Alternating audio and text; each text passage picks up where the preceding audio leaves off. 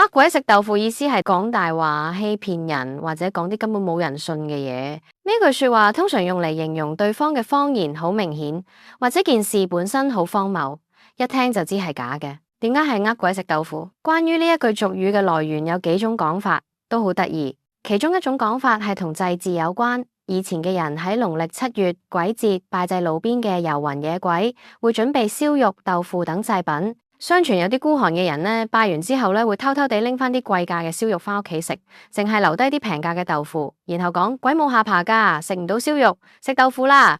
呢個好明顯係一個大話，呃鬼都呃得咁離譜，所以就用呃鬼食豆腐嚟形容人講大話。另一種講法就係書生呃鬼嘅故仔。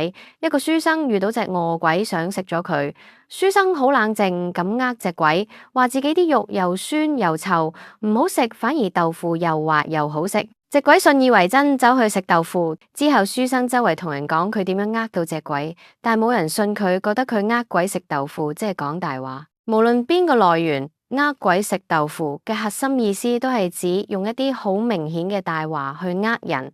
例句個牌寫住糖果派晒，呃鬼食豆腐啦，我哋先唔信。